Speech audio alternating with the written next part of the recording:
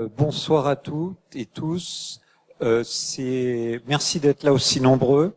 Donc la soirée tout entière va être consacrée au titre qui est là. Moi, je vais vous parler de création, de partage et de ce que devrait être le droit d'auteur. Et puis ensuite, Kalimak, aussi connu sous le nom de Lionel Morel, vous parlera de ce que le droit d'auteur et le copyright réel font à Internet et à tous les usages qui en résultent. Alors, c'est pas très évident de tenir en une heure ces modestes sujets qui pourrait chacun donner lieu à de longs ouvrages, mais on va essayer. Comme vous savez, beaucoup d'entre vous, en tout cas, que les informaticiens numérotent à partir de 0. Je vais commencer par vous installer une petite scène qui, pour les plus jeunes d'entre vous, mérite d'être rappelée parce qu'ils n'ont pas forcément connu, mais donc en retraçant ce qui s'est développé en matière de production de chacun à travers d'abord l'informatique personnelle et ensuite l'appropriation massive d'Internet et du web. Et puis après, je vais faire une série de tableaux de différents sujets dans la mesure où le temps le permettra. C'est un lieu commun de dire que l'informatique et Internet ont permis un développement immense des pratiques créatives et expressives de presque tout un chacun. Oui, ce qui est important à se remémorer, c'est que au départ, cet usage du numérique pour la production de contenu, d'expression, d'expression dans des tas de sortes de médias, s'est développé d'abord avec la diffusion de l'informatique personnelle. Et comme elle était pas ou très peu connectée à des réseaux, en fait, au moment de son appropriation dans les années 80, l'Internet, c'était un outil pour faire. C'était un outil pour écrire, pour éventuellement scanner ou puis avec le développement de la photo numérique, produire et ranger et indexer et échanger, mais à travers des supports de stockage, des photos. Et d'ailleurs, ça a été à l'origine d'immenses erreurs de stratégie industrielle, puisque par exemple, IBM a abandonné le champ des systèmes pour l'informatique personnelle à Microsoft, tout simplement parce qu'ils pensaient que écrire avec un ordinateur, c'était pour les secrétaires, et que ça n'intéresserait personne d'autre. Et la philosophie dans laquelle chez Rank Xerox, une machine qui s'appelait le Star, qui a inventé les concepts de la bureautique moderne, disons, était celle-là. C'est-à-dire, c'était un outil. Il fallait que les employés de bureau retrouvent leur environnement classique. Et donc, on n'avait pas du tout pensé que tout un chacun écrirait et produirait des contenus. Et pourtant, c'est ce qui s'est passé dès le début de la diffusion de l'informatique personnelle. Évidemment, quand la diffusion massive du web, qui est le vrai moment de l'entrée des usages dans Internet, même si 20 ans avant, il y avait déjà des pratiques en réseau, à partir, disons, de 1991, mais en réalité surtout autour de 93-94, il y a un usage assez massif touchant 10 puis 20% de la population qui se développe du web. Et là, à ce moment-là, se développent non seulement des pratiques de production mais aussi des pratiques de diffusion et d'accès.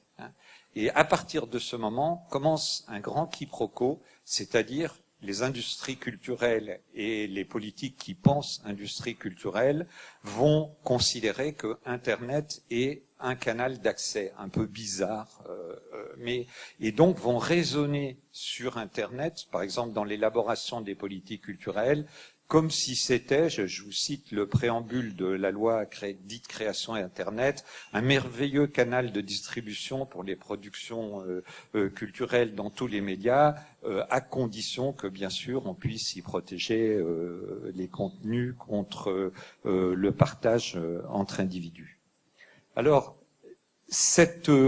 le résultat quand même de tout ça, c'est que même si les industries des contenus et beaucoup de décideurs ont continué à penser Internet en tant qu'outil de diffusion, les personnes ne s'y sont pas trompées. Et le résultat de cela aujourd'hui, c'est que dans l'Europe des 27, incluant tous les pays d'Europe de l'Est qui ont rejoint l'Union européenne, il y a 25% de la population âgée de plus de 16 ans qui a, dans les 3 derniers mois, produit un contenu dans n'importe quel média qui a été rendu accessible sur Internet à tout le monde qui sait qu'il existe et veut bien y accéder. Alors ça veut peut-être pas dire qu'il y a plus de 3 personnes, mais ça veut dire que l'idée que quelque chose qui était autrefois réservé à quelques grands canaux de télévision ou d'agences de presse, c'est-à-dire rendre un contenu accessible à tout le monde, et s'est retrouvé en seulement quelques années dans les mains de tout le monde. Alors pour vous donner une petite idée, 25% des personnes de plus de 16 ans, ça fait 13 millions de personnes en France. Donc ça veut dire qu'il y a des gens qui sont des producteurs de contenu diffusés à tout un chacun dans des échelles qui n'ont rien à voir avec la notion d'auteur ou d'artiste telle qu'elle s'est développée pendant le 18 et le 19e siècle. J'ai essayé dans des travaux de définir une notion de contributeurs investis, c'est-à-dire des gens qui sont des producteurs de contenu comme tout un chacun, mais quelque part ils considèrent que ça fait un peu partie de leur identité et ils essayent de devenir meilleurs à cette activité, ils y investissent un temps croissant. Alors c'est très difficile de savoir, la notion est si vague que c'est très difficile de savoir combien il y en a, mais une hypothèse prudente est de dire qu'il y en a environ 10% de l'ensemble des gens qui mettent des contenus sur Internet. Donc, pour la France, ça serait un peu plus de 1 300 000. Ce qui est assez frappant, c'est que ce développement de pratiques culturelles numériques, dont beaucoup avaient pensé qu'il remplacerait les pratiques culturelles dans l'espace physique, en réalité a produit exactement l'effet inverse. C'est-à-dire qu'alors qu'entre 1920 et 1995, toutes les pratiques culturelles du type de celles que j'ai listées ici, jouer d'un instrument, chanter, écrire, dessiner, peindre, faire du théâtre, de la danse, avaient doucement mais régulièrement décru. À partir de 95, la courbe s'est inversée et a significativement et continuellement cru. Alors, pourquoi je vous raconte tout ça qui relève à la fois de l'évidence et dont les conséquences sont, en quoi c'est lié aux questions de création, partage et droit d'auteur. Ça tient tout entier dans un petit exercice élémentaire d'arithmétique. Il est si élémentaire que pourtant, toutes les politiques ou tout le discours, par exemple, des grands éditeurs et distributeurs de contenu fait comme s'ils n'y avaient jamais pensé, même si en privé ils reconnaissent qu'ils sont au courant. C'est que si à un niveau de qualité donné, vous vous retrouvez avec 5 fois plus d'œuvres ou 5 fois plus de contributeurs qu'il y en avait précédemment, et que le temps qu'ont les gens pour faire ce que j'appelle recevoir ces œuvres, ça veut écouter, visionner, lire, même plus généralement se les approprier. Lui, ce temps disponible là, il ne croît qu'avec la population. Et il est très probable qu'en fait, en réalité, il décroît. Il décroît parce que les gens passent plus de temps à produire des contenus. Et donc, même si les deux activités sont très mêlées, ils ont moins de temps pour lire. Alors vous avez dû entendre parler de rapports qui ont fait les premières pages des quotidiens, un rapport d'Olivier Donat du département d'études et prospectives et statistiques du ministère de la Culture, qui se lamentait de la baisse régulière et continue du temps de lecture chez les adolescents et adultes français. Dans ce rapport, alors ça a fait les gros titres, mais dans ce rapport, il était aussi remarqué que le nombre de gens qui écrivent des textes à destination de tout un chacun a doublé en 20 ans.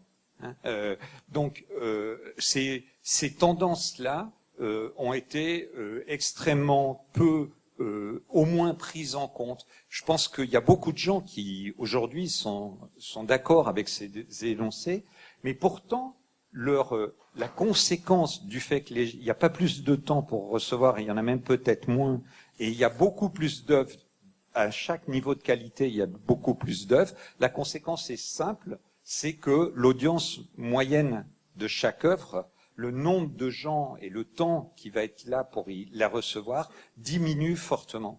Et le vrai défi des politiques culturelles à l'ère numérique, c'est ça. C'est rien d'autre, ça n'a rien à voir avec le partage. Vous pourriez avoir une situation où tout un chacun ne pourrait paierait chaque fois qu'il accède à quelque chose. Ça serait une tragédie culturelle et une tragédie sociale, mais néanmoins, ce problème refuserait de disparaître. Alors, je vais vous montrer maintenant une conséquence de ce problème. C'est-à-dire que si l'audience moyenne des œuvres disparaît, il y a deux solutions. Soit on accepte de vivre dans un monde où l'audience sera répartie beaucoup plus également qu'aujourd'hui et plus faible sur chaque œuvre, soit on essaye à tout prix de maintenir des œuvres qui, elles, même si elles sont en petit nombre, continuent à avoir une très forte audience. Et alors, je vais vous passer un exposé. Alors,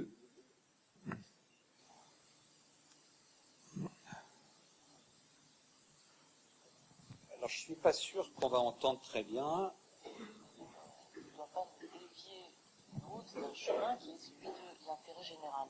Et en matière culturelle, quel est l'intérêt général? Vous entendez rien, hein, il me semble. Hein. Donc, on va essayer de recommencer. C'est vraiment dommage que je n'ai pas le son. Parce qu'il faut l'entendre, puis d'abord c'est un scoop, cette vidéo n'a jamais été passée. Hein. Donc ce que vous voyez sur l'écran, c'est notre ministre de la Culture, le 12 novembre 2011, c'est-à-dire 2 jours avant qu'elle devienne chargée de la culture dans l'équipe du candidat François Hollande. Ouais, mais je l'ai mis à fond. C'est 787, c'est bon. Ouais. Ok. Ok. Pardon, excuse-moi. On peut y aller. Ça va faire du harcèlement. La place et les priorités à leur place. Aujourd'hui, on est face à une révolution technologique qui ne doit pas nous dévier d'un chemin qui est celui de l'intérêt général. Et en matière culturelle, quel est l'intérêt général? C'est évidemment ce qui a le mérite de remettre les choses à leur place et les priorités à leur place. Aujourd'hui, on est face à une révolution technologique qui ne doit pas nous dévier d'une route, d'un chemin qui est celui de l'intérêt général. Et en matière culturelle, quel est l'intérêt général?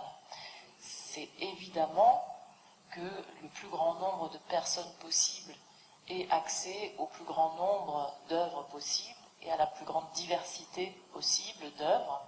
C'est que les jeunes artistes puissent se former au contact d'une grande diversité d'œuvres, et pour cela ils ont besoin d'échanger, ils ont besoin d'avoir accès à un certain nombre d'œuvres à une période de leur vie où souvent ils ont de faibles revenus, donc moins de possibilités d'acheter ces œuvres au prix traditionnel.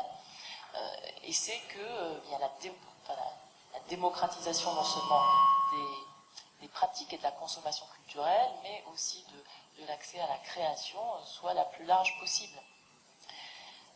Donc, évidemment, les technologies numériques permettent, facilitent cet accès aux différents supports culturels, et en particulier ici le cinéma. Face à cela, on voit bien qu'on se retrouve, comme souvent en matière politique, face à des logiques de rente.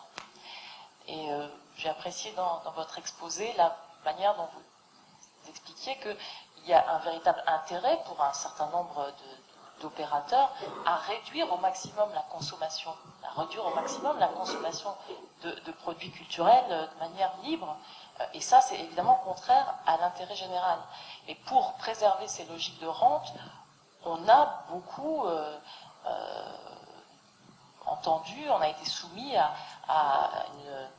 un certain matraquage sur les risques apocalyptiques que faisaient courir les nouvelles technologies à la création, à l'art, aux arts, et via la rémunération des artistes, qui ont été parfois embrigadés dans ce combat, parfois à leur corps défendant, qui a le mérite de remettre les choses à leur place et les priorités à leur place. Aujourd'hui, on est face... Voilà. Donc, on ne peut pas mieux le dire. À l'époque, déjà, il était très très clair qu'il y avait des industries de la rente qui n'ont pas du tout envie de perdre les marges sur leurs titres phares auxquels ils consacrent des dépenses de promotion qui sont sans cesse croissantes et donc pas du tout répétables sur plus de titres. Parce que quand on essaye de faire de plus en plus de promotions, si on le fait sur beaucoup de titres, cette promotion va perdre en efficacité. Donc il y a des acteurs qui sont dans des logiques de rente qui vont concentrer l'accès effectif à très peu d'œuvres, sur très peu d'œuvres, face à ce qui est l'intérêt général qui serait de rendre possible, pour encourager les pratiques culturelles, un accès à un ensemble très vaste d'œuvres. C'est pas qu'un problème de coût, comme notre ministre actuel a l'air de le penser. C'est aussi un problème, tout simplement, de présence de l'accès. Alors,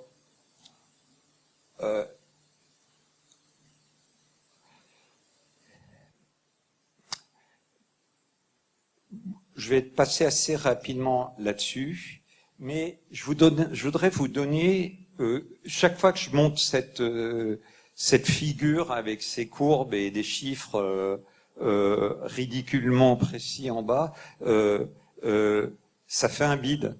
Et pourtant, je voudrais vous convaincre que cette courbe, elle résume vraiment les enjeux de la diversité culturelle et notamment de la diversité culturelle à l'âge d'Internet. Bon, qu'est-ce que chacune des quatre courbes montre? Elle montre qu'on avance dans les rangs de popularité décroissant, hein. C'est-à-dire par exemple la première ligne verticale, là, c'est à peu près 5% de 2 millions de titres, hein. Et on regarde combien les titres ou les personnes ou les revenus, combien un nombre donné d'œuvres des plus populaires capture du pourcentage total d'attention, hein. Et donc ce que vous voyez, c'est que dans la courbe bleue qui est en haut, à 50% moins de 5% des titres capturent plus de 90% de l'attention, ou que moins de 5% des bénéficiaires du droit d'auteur, par exemple, touchent plus de 90%. On va voir qu'en fait, le droit d'auteur, c'est encore beaucoup plus concentré que ça, hein. Mais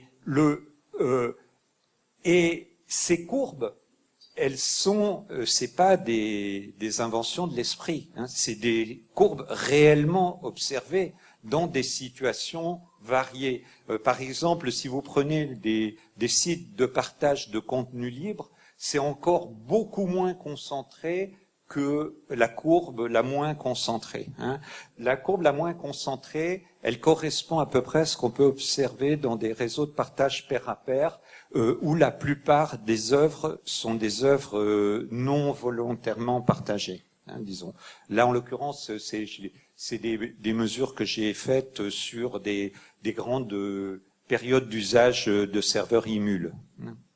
Donc, la différence, ce qui va se passer, c'est que si vous êtes ici, vous avez 5% des œuvres continuent à attraper 53% de l'attention, hein, donc une part très importante, mais simplement elles en laissent pour les autres, c'est-à-dire si vous allez entre 100 000 et 1 200 000, donc on est à peu près au nombre de contributeurs dont je vous parlais tout à l'heure, eh ben il reste quand même 37% de l'attention qui a à se partager entre ces gens-là, hein, ou ces œuvres-là.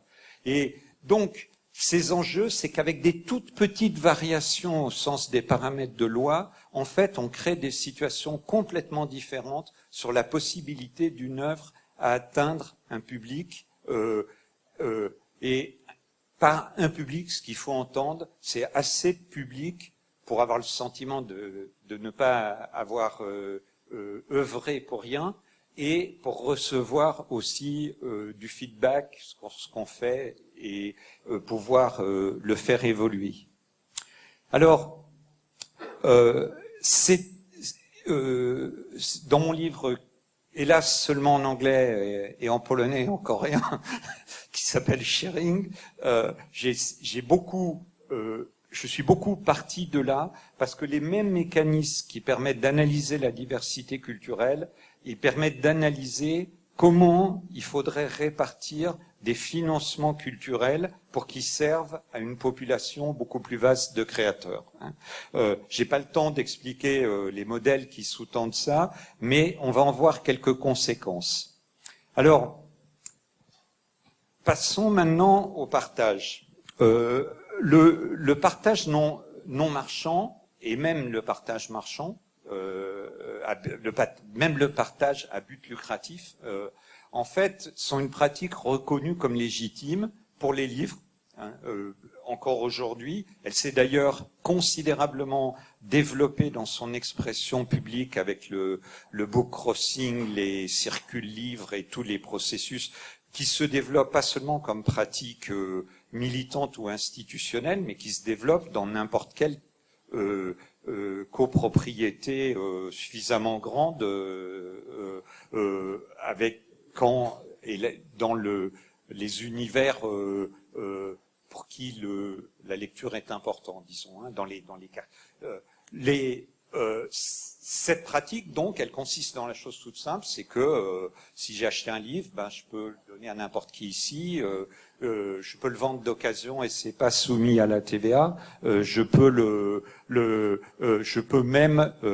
évidemment le prêter, le récupérer. Et c'est pas du tout négligeable l'effet de ça, puisque parmi les livres qui finissent pas au pilon, hein, c'est-à-dire en France il y a 40% des livres imprimés qui finissent au pilon, hein, mais parmi les 60% restants qui ont eu au moins un lecteur, eh ben en moyenne ils en ont eu au moins 2. Hein. Donc c'est ce qui veut dire que ma foi une lecture sur 2 de livres est pirate. Hein, et je pense qu'on ne va pas tarder. De même que les éditeurs ont attaqué les bibliothèques de près, alors qu'il y avait très nombreuses études qui montraient qu'elles étaient favorables aux ventes, mais simplement les rendaient plus diverses. Hein, de la même façon, il faut s'attendre à des attaques croissantes contre les formes de partage d'objets physiques qui étaient déjà reconnues. Et c'est pour ça que j'ai commencé à mettre de moins en moins lisible le fait que c'était aussi reconnu pour les disques, bien sûr, mais on a commencé à faire en sorte que ce soit de moins en moins reconnu pour les disques. On a essayé de faire des disques avec des dispositifs anti-copie, on a essayé, mais aussi, si aujourd'hui vous achetez j'ai acheté des DVD sur lesquels il y avait écrit non seulement qu'on n'avait pas le droit de contourner les mesures de protection, mais qu'il était interdit de prêter ou donner le DVD. Ce qui est faux au niveau légal, mais qui néanmoins s'écrit couramment sur les jaquettes. Voilà. Qu'est-ce qui s'est passé avec l'ère numérique? Pourquoi on a eu ce changement, ce retournement de position? Encore en 1972, aux États-Unis, on a étendu la doctrine de la première vente qui est la doctrine juridique qui, aux États-Unis, dit une fois que vous avez acheté un livre, il est à vous, vous en faites ce que vous voulez. En France et dans le continent européen, ça s'appelle la doctrine de l'épuisement des droits, c'est-à-dire les droits exclusifs qui existaient sur une œuvre comme un livre, ils sont éteints par l'acte de premier achat. Dans l'ère numérique, il est évidemment apparu dès 1995, avant même les réseaux pair-à-pair, dès qu'il y a eu des codeurs MP3 qui ont commencé à tourner, les gens ont commencé à se partager des fichiers musicaux, simplement les mettant en ligne sur leur page personnelle. C'était pas s'ils les mettaient en ligne sur leur page personnelle, c'est qu'ils pensaient que c'était une pratique parfaitement légale. Et puis évidemment tout ça a explosé avec la naissance de Napster fin 1998. Conçu par Sean Fanning comme un outil de mutualisation de discothèques, disant on met tous ensemble nos discothèques et on aura tous ensemble une immense discothèque. Donc en 6 mois de fonctionnement de Napster, 90 millions d'usagers. Donc à ce moment-là, l'ensemble des producteurs de contenu et comme le disait Aurélie Filippetti, un grand nombre de créateurs, même à leur corps défendant, se convainquent que si on autorise le partage dans l'ère numérique, c'en est fini de leurs industries et de la possibilité d'éditer des contenus. Pourquoi est-ce qu'ils pensent ça? Au début, c'est tout simplement qu'on leur a dit qu'ils étaient des industries du copyright. Et même si, en pratique, l'exercice du copyright, par exemple les revenus du copyright proprement dit, sont essentiellement des revenus de licence commerciale, donc qui sont pas atteints par les pratiques de partage, mais ils pensent néanmoins que l'exclusivité qu'ils ont sur la distribution est une condition absolue de leur économie. Au début, ils en sont réellement convaincus. Et puis, avec le temps, comme le développement jamais interrompu du partage s'accompagne du fait que leur vente continue à ne pas aller si mal, même pour l'industrie musicale. L'industrie musicale a énormément resserré son offre pour ce qui concerne les majors. Elle publie 6 fois moins d'albums que à son apogée autour des années 2006-2007.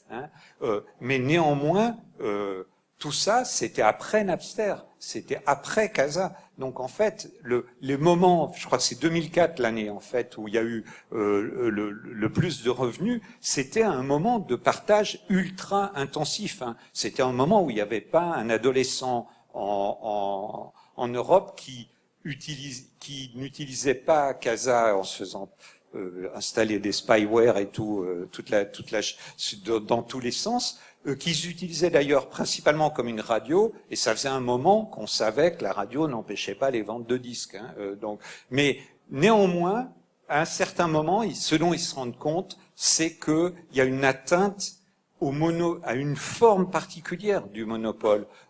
La distribution, à la limite, si les gens la font gratuitement pour eux, c'est pas vraiment un problème. Mais le monopole qu'il y a, c'est la capacité à concentrer l'attention sur certains titres. Et donc, dans un deuxième temps, on voit apparaître dans les industries culturelles des acteurs qui savent qu'il y a réellement un danger pour eux, qui sont pas simplement dans l'erreur de penser que le partage va supprimer toute possibilité d'édition, mais il y a et c'est une partie seulement des acteurs.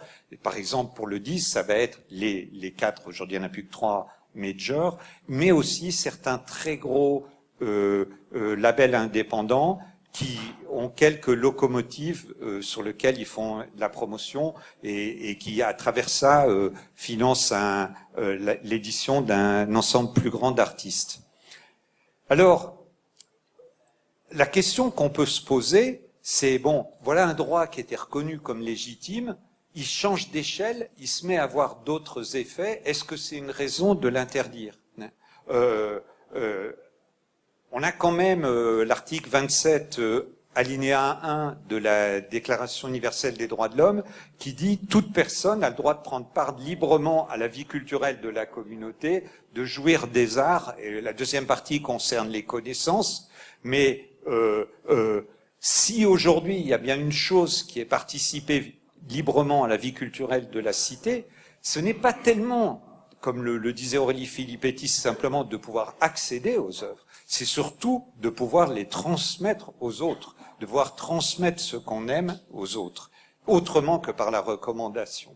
Donc, c'est ce qui m'a conduit à considérer que l'article 27, pas seulement ce premier alinéa, était pour moi, disons, un cahier des charges de qu'est-ce que devraient être des politiques publiques culturelles pour l'ère d'Internet. Alors, pourquoi passons maintenant à deuxième partie de l'article 27, négocier au couteau, donc la Déclaration des droits universels des droits de l'homme, elle a été signée en 1948 et elle a été négociée dans un contexte où on négociait entre pays capitalistes et pays socialistes, entre pays occidentaux et pays de culture traditionnelle. Donc ça a été souvent dominé par des questions religieuses. Donc on a eu, mais tout dans une situation d'affaiblissement de tous les dogmatismes.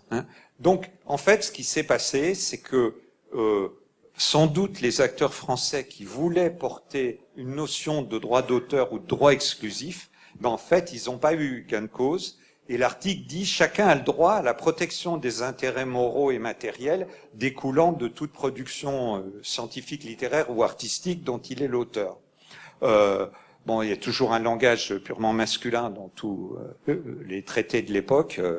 En anglais, ils n'ont pas ce problème parce que c'est Universal Declaration of Human Rights. Et pas, mais l'avantage, c'est que là, nous avons quelque chose qui nous dit, oui, c'est vrai, il faut faire attention aux intérêts matériels des créateurs et à leurs intérêts moraux, mais ça ne dit rien sur les solutions pour y arriver. Ça dit pas, c'est de leur donner des droits exclusifs, de leur permettre d'interdire à quelqu'un de copier ou d'utiliser leurs œuvres. Ça dit juste, on doit avoir des politiques publiques qui veillent à que les producteurs d'œuvres et soient reconnus et soient suffisamment récompensé ou financé pour pouvoir le continuer. Alors, est-ce que le copyright, et je parle là de copyright, c'est pas que je me suis brusquement trompé, mais c'est parce que les revenus du droit d'auteur, c'est du copyright, hein. C'est des royalties, c'est pas pour rien qu'on met le signe copyright sur toutes les productions. C'est-à-dire que quand vous entendez les gens dire mais nous, attention, ce qui nous intéresse, c'est le droit d'auteur, pas le copyright. Mais en fait, ce qui les intéresse quand il s'agit de faire des lois, c'est bel et bien de garder le droit exclusif sur la copie et de négocier ce droit. Donc, si on regarde la France, on regarde, je vous disais donc, il y a à peu près 1 300 000 personnes qui font des choses qui ont l'air de mériter de l'attention, hein, disons, à la louche. Hein, c'est peut-être la moitié, c'est peut-être 2 fois plus, mais c'est comme ça. Par contre, la suite, c'est pas à la louche. C'est-à-dire des gens qui, sur une période de 5 ans, touchent le moindre revenu du copyright, hein, c'est 250 000 personnes.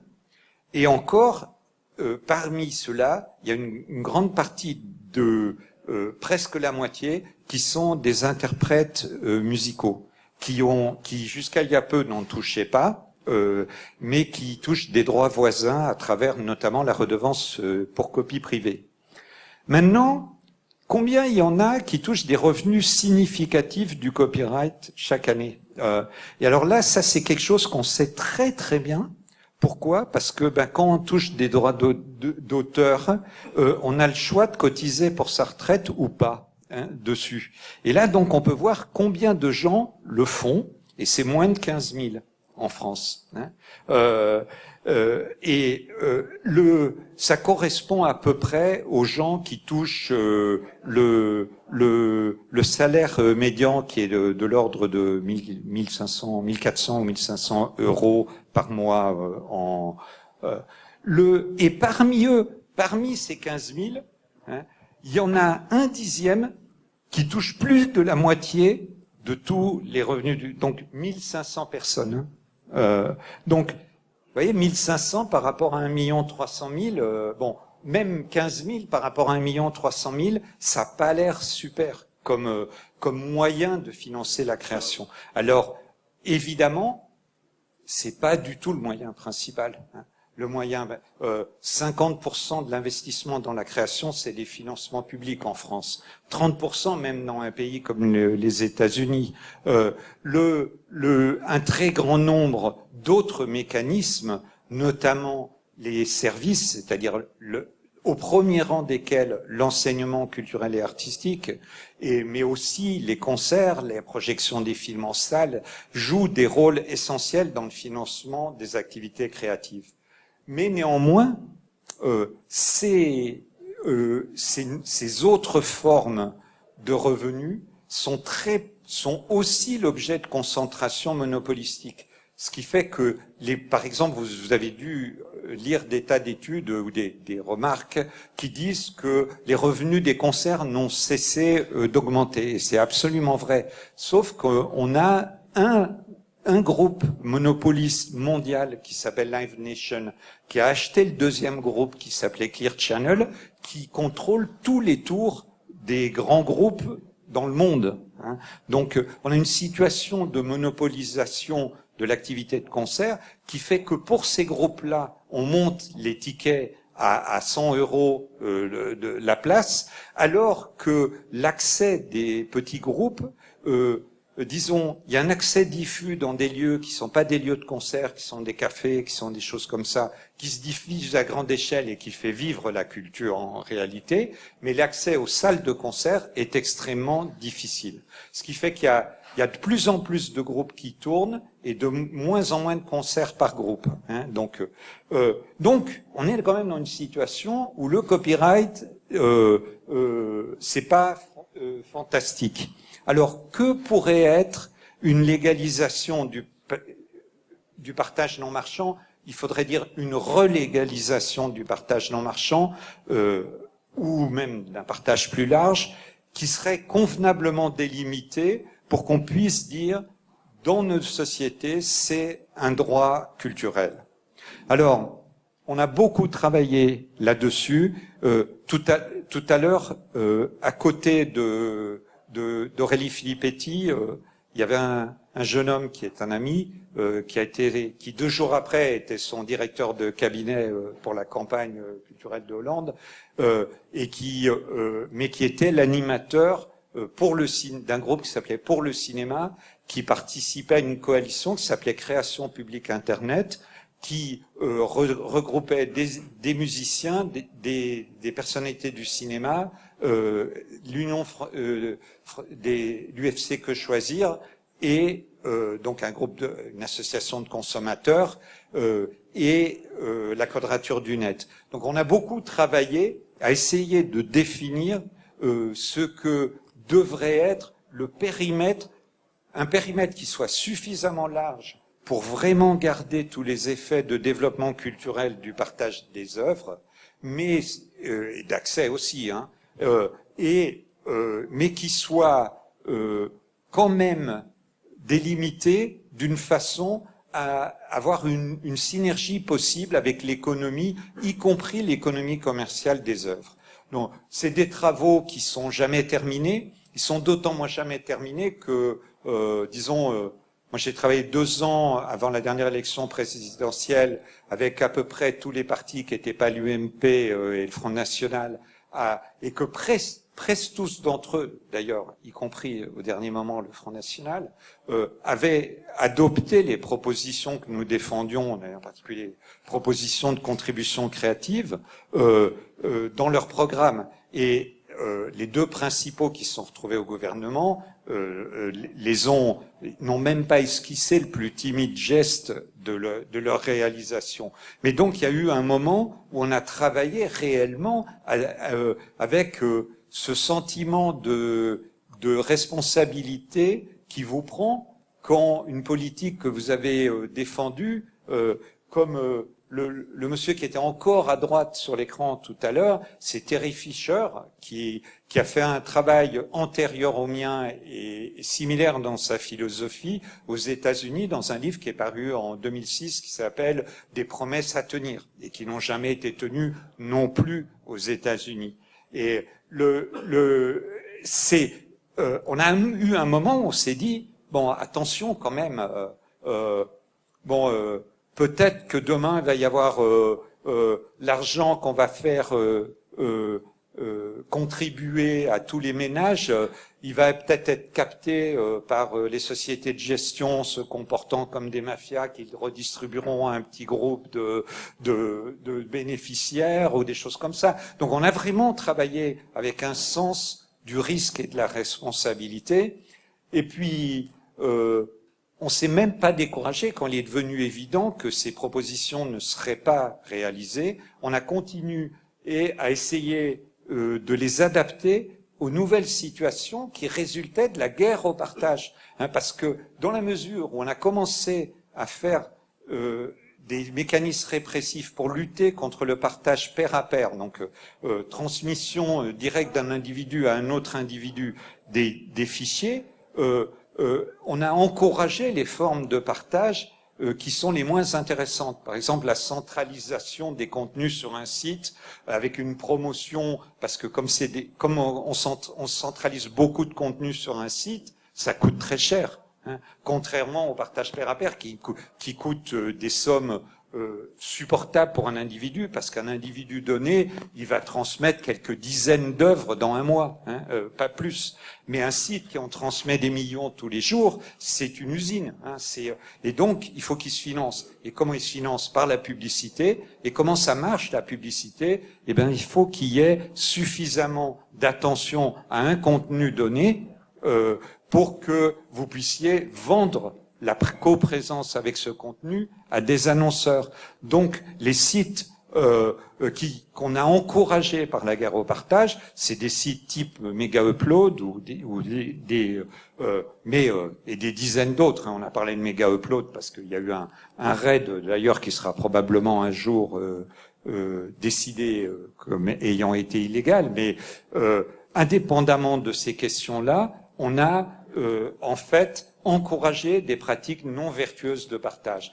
Donc, comme on avait une certaine liberté de choix, on a essayé aussi de délimiter le partage, non seulement par son caractère sans recherche de profit, sans but lucratif, mais aussi par le fait qu'il se déroule réellement entre individus. C'est-à-dire que le fichier est transmis d'une personne à une autre, et quand il y a des fournisseurs de moyens, par exemple des gens qui font des répertoires de qui a quoi, ça on considère, évidemment si c'est légal de partager, c'est aussi légal d'aider les gens à partager. Mais ce qu'on voudrait éviter, c'est que ces intermédiaires polluent l'écologie du partage par exemple en faisant des choses du genre comme faisait Mega Upload, qui lui en plus centralisait, mais qui était de rémunérer les gens qui mettaient les contenus les plus partagés. Hein. Ou autre façon, un tracker qui doit s'appeler T411, qui est un tracker qui limite la bande passante des usagers en fonction de leur ratio upload-download. Hein. Et si vous lui donnez de l'argent, il vous augmente votre bande passante de téléchargement. Donc ça, c'est des pratiques qu'on estime polluantes pour un écosystème de partage et qu'on a essayé dans notre définition. Alors, vous voyez, une définition comme ça, c'est déjà trop long. Hein. C'est trop long pour une loi, mais on a essayé quand même de la peaufiner pour que réellement elle puisse servir des politiques culturelles. Alors,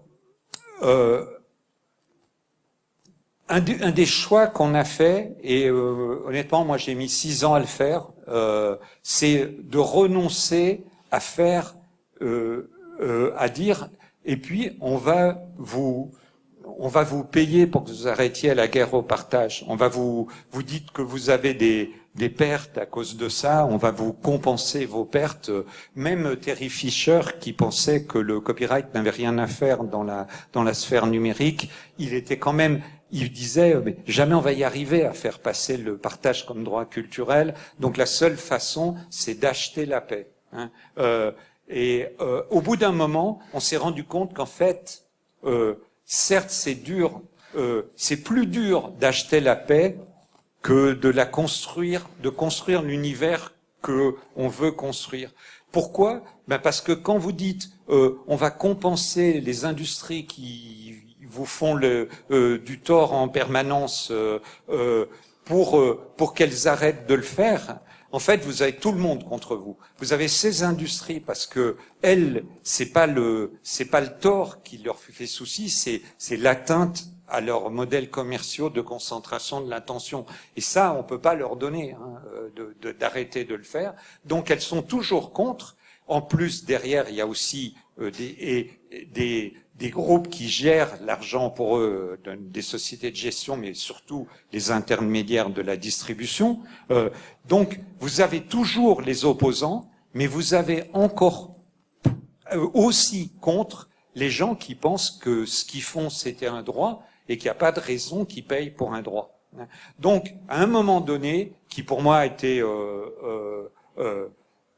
2007, disons, après les débats, après que j'ai vu que la licence globale, personne travaillait sérieusement à la définir et tout, je me suis dit non, on va se battre pour un droit culturel, mais en même temps, on va se demander qu'est-ce que ça serait de bons nouveaux mécanismes de financement de la création.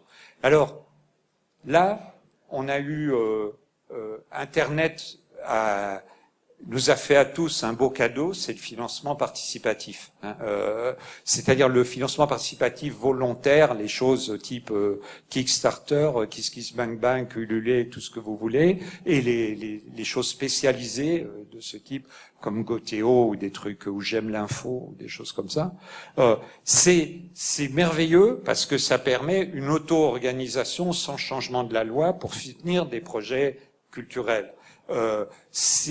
Malheureusement, il y a un énorme problème, c'est que c'est principalement des financements amont pour que des œuvres existent, ce qui est très bien, mais ça ne rend pas compte de la valeur d'expérience des œuvres une fois créées, qui relève plutôt d'une sorte de récompense. Donc, et d'autre part, il y a un énorme problème de passage à l'échelle, parce que comme il y a une difficulté à obtenir l'attention d'un public pour une œuvre, il y a encore plus de difficultés à obtenir l'attention d'un public sous la forme de sous sonnants et trébuchants pour un projet. Hein. Donc, ce qui fait que tous les intermédiaires de financement participatif se débattent avec comment je vais faire pour que mes projets soit visible d'un public au-delà des 4 que je peux mettre en page d'accueil ou de ceux qui ont déjà un grand réseau, comme par exemple les projets pour faire la prochaine version d'un grand jeu de vidéo en réseau. Donc là, ils ont déjà une communauté d'1 million de personnes, alors c'est facile de continuer. Donc le financement participatif, c'est merveilleux, mais il y a vraiment une difficulté à que ça atteigne une échelle suffisante. Et cette échelle, je l'ai analysée dans Sharing pour voir à peu près le type de somme qu'un financement supplémentaire devrait pouvoir mobiliser pour que ça ait un impact significatif sur la montée en compétences des contributeurs à la culture numérique. Alors, ces financements, il y a une immense différence, c'est qu'ils sont pas faits pour les industries non numériques qui voudraient utiliser le numérique comme canal de distribution. Ils sont faits pour les créations culturelles et les expressions qui se développent de façon native dans l'espace numérique, c'est-à-dire donc pour lesquels Internet est pas seulement un canal de distribution, mais c'est le lieu de leur présence. Alors, petite idée, on va pas y passer longtemps parce qu'il faut que je m'interrompe. Je vais récupérer quand même, on a encore 7-8 minutes qui correspondent au temps de départ. Mais quand on commence à réfléchir à des financements culturels, et encore une fois, c'est des financements qui s'additionnent à ce qui existe déjà, mais une partie de ce qui existe déjà est en voie, et heureusement, d'érosion. En particulier tous les financements qui proviennent de la télévision. Ceux d'entre vous qui ont feuilleté ou lu mon livre Cause commune, qui date d'avant, c'est l'époque où j'ai travaillé sur ces sujets, savent que pour moi, un des enjeux majeurs, c'est qu'est-ce qu'on fait du temps libéré par la télévision. La télévision a capturé en quelques dizaines d'années 3h30 de temps par jour des adultes, et pour les enfants, il vaut mieux même pas le savoir. Et ce temps, il va se libérer. Mais il va se libérer, mais au profit de quoi? Est-ce que ça va avoir des propriétés addictives ou ça va être capté par un petit nombre d'acteurs, ou est-ce que ça va se développer selon des objectifs que nous leur assignons à travers une réflexion constante sur ce qui se passe? Ça, ce sont des vraies questions, pas seulement de politique culturelle, mais simplement de qu'est-ce que c'est l'humanisme numérique, qu'est-ce que c'est essayer de contribuer au développement humain dans la sphère numérique. Alors, dans ce que vous voyez là, déjà, moi-même, je suis intoxiqué. Par exemple, là où il y a écrit livre, il devrait y avoir écrit texte. Moi, l'essentiel de ce que j'écris, j'ai fait des livres parce que c'était la condition de la reconnaissance par quelques communautés à laquelle je m'adressais, soit dans le monde universitaire, soit dans le monde politique. Mais mon écriture native, c'est l'écriture sur Internet depuis plus de 20 ans. Et on continue à dire livres, mais c'est pas des livres, ce qu'il y a là-dessus. C'est même pas des livres numériques. Mais par contre, il y a de l'image animée, il y a de la musique, il y a des jeux, il y a de la photographie, il y a immensément de photographie.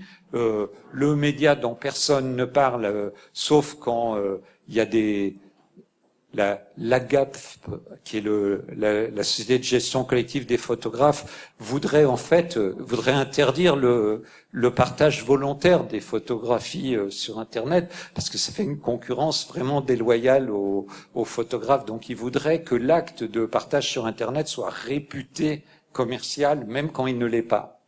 Donc, à part ces gens-là, personne ne parle jamais de la photographie dans les débats sur les politiques en matière de culture et Internet. Or, la photographie est le média qui a traversé. Aujourd'hui, il y a quelques photographes qui font de l'analogique, mais c'est comme il y a des gens qui travaillent avec le thérémine, un instrument 1920 pour faire de la musique. Hein.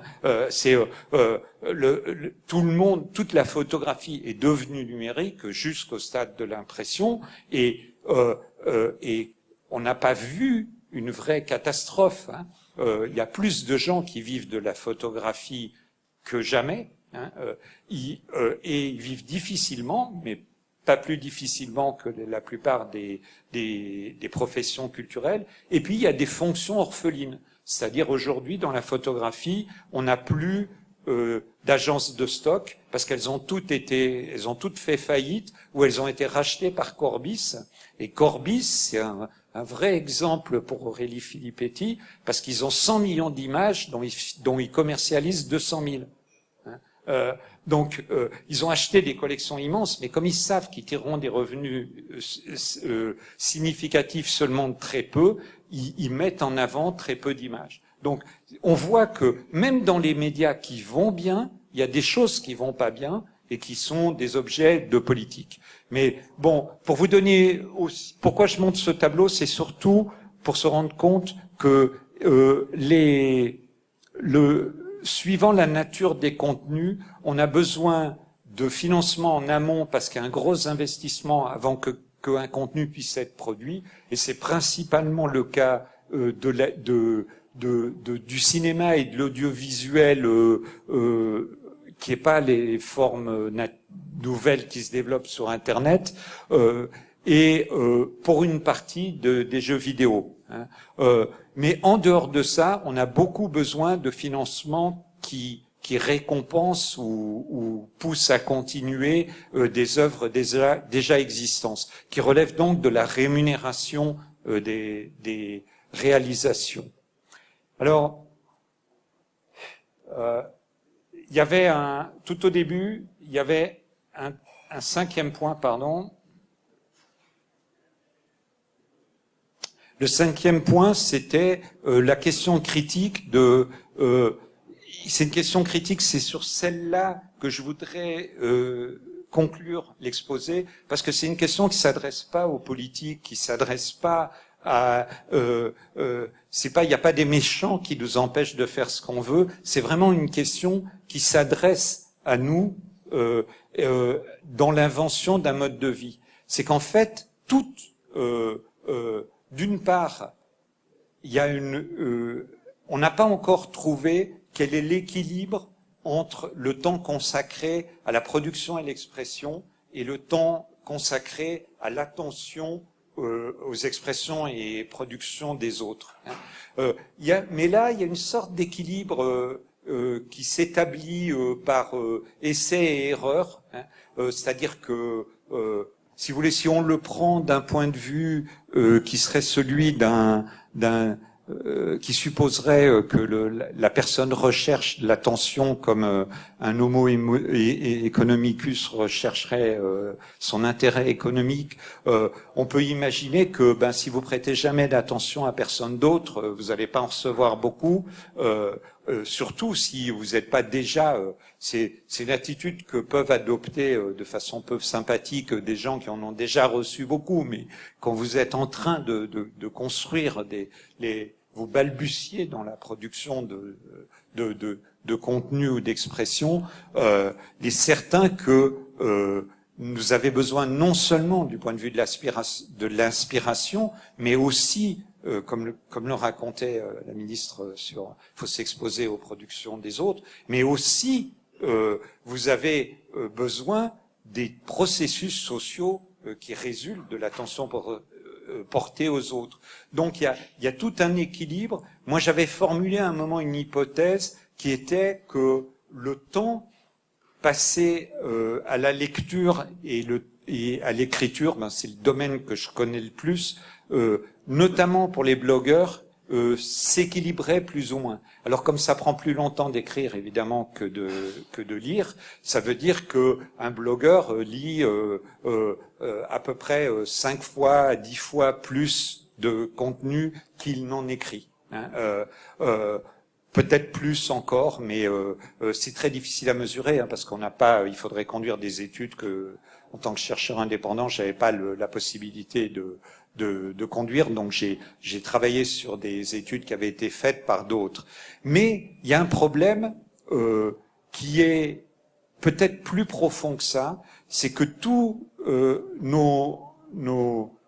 vous entendrez des discours extrêmement contradictoires en matière de pratique de création.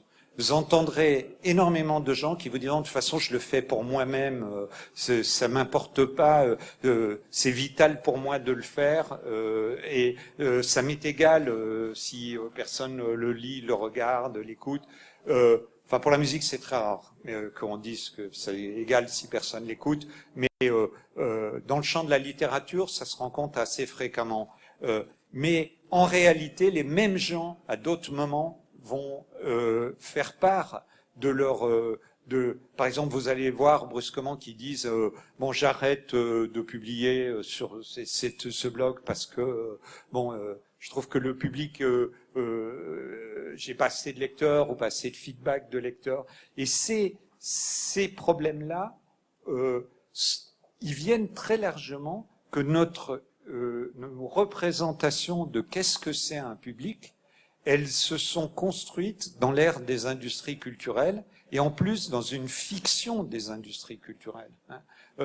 Aujourd'hui, on peut fabriquer aux États-Unis où il y a eu un développement énorme de l'impression à la demande. Il y a une possibilité de rentabiliser l'investissement dans la production d'un livre en impression à la demande à quelques dizaines d'exemplaires. Quelques dizaines d'exemplaires, quelques dizaines de lecteurs pour un livre, ça peut tout à fait suffire à que ce livre ait, disons, un réel impact dans un champ intellectuel ou artistique. Et en pratique, parmi les livres de la rentrée littéraire, parmi tous les essais, et certainement parmi tous les livres universitaires, c'est pas plus que 200 le nombre d'exemplaires couramment vendus. Dans un champ comme la poésie, les tirages sont à 150. Donc la réalité pour l'édition physique, c'est ça. La réalité pour des blogs et des sites de production personnelle artistique, c'est une moyenne pour des tas de gens à quelques dizaines par contenu qu'ils produisent, souvent un petit nombre. Si c'est un peu exigeant, c'est une moyenne à un petit nombre, c'est 10-20 par contenu, et puis de temps en temps, un contenu retient une attention plus grande. Donc là, c'est les 5 minutes de célébrité, mais en fait, elles reviennent souvent dans le monde d'Internet, parce qu'il y a énormément... par exemple, j'ai étudié la diversité d'attention aux œuvres d'une personne sur Internet, pour les blogs, et là, on voit qu'il y a autant de diversité dans l'attention portée aux œuvres d'une personne qu'il y a de diversité entre toutes les personnes. C'est-à-dire que on peut avoir des facteurs de 1 à 1000 dans le nombre de lectures pour un billet, en fonction de comment il est relayé. Alors, je voudrais vous laisser avec ces questions-là de qu'est-ce que c'est un public, qu'est-ce que c'est le partage du temps. C'est une question qui se pose aussi au niveau du partage du temps entre les activités numériques et pas numériques, entre les activités physiques aussi et les activités numériques. Mais je crois que c'est le jour où on arrêtera de se poser les faux problèmes d'éradiquer le partage, on pourra commencer à traiter les vrais problèmes d'une sorte d'écologie de l'attention et de la culture.